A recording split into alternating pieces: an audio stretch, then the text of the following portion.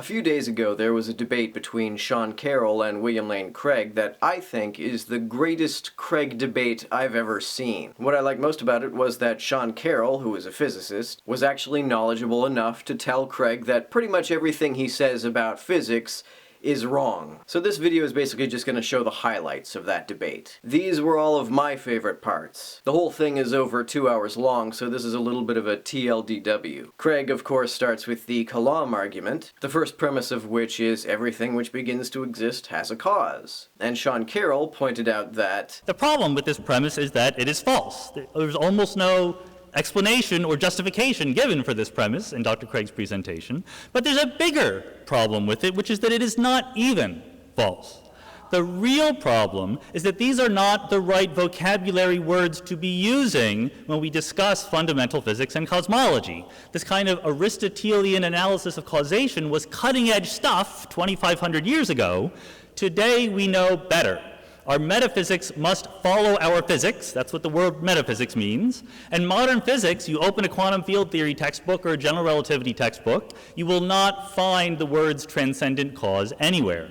Of course, Craig's response was predictably incredulous. Honestly, I'm quite astonished that he would think the universe can literally pop into being out of nothing.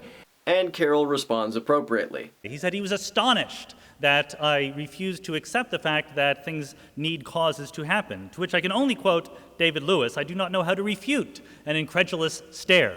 The second premise of the Kalam argument is that the universe began to exist. And Craig often cites the Bordet-Guth-Vilenkin theorem as saying that whatever model of the universe you use, they all must have a beginning. I've often said that this is a misinterpretation of that theorem, but finally a physicist sets Craig straight on that issue. So I'd like to talk about the Bordet-Guth-Vilenkin theorem, since Dr. Craig emphasizes it, and the rough translation is that in some universes, not all, the space-time description that we have as a classical space-time breaks down at some point in the past.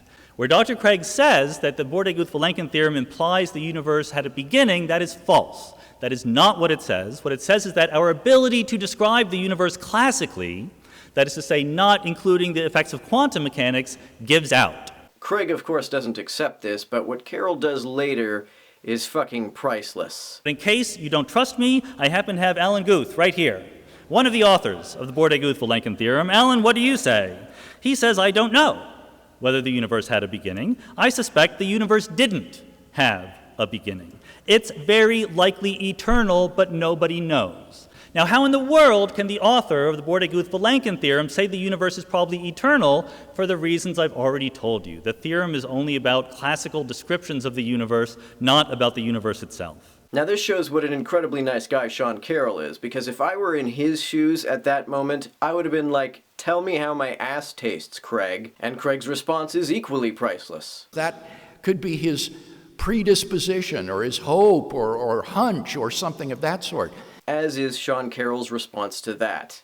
Alan Guth does not believe the universe is eternal because it's a hunch or a personal preference. It's because he's a scientist and he's trying to develop models that fit the data. We have puzzles in cosmology. Given his knowledge of the models, he believes the best way forward, the most promising way forward, are the models in which the universe is eternal.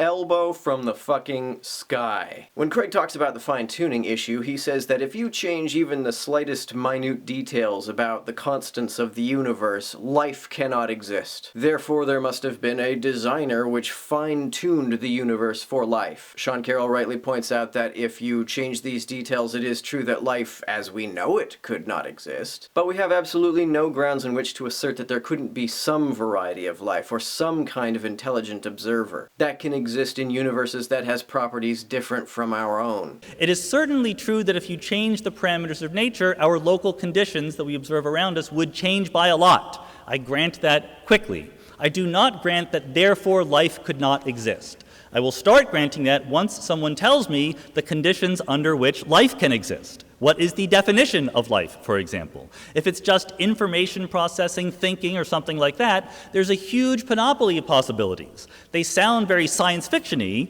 but then again, you're the one who's changing the parameters of the universe. The results are going to sound like they come from a science fiction novel.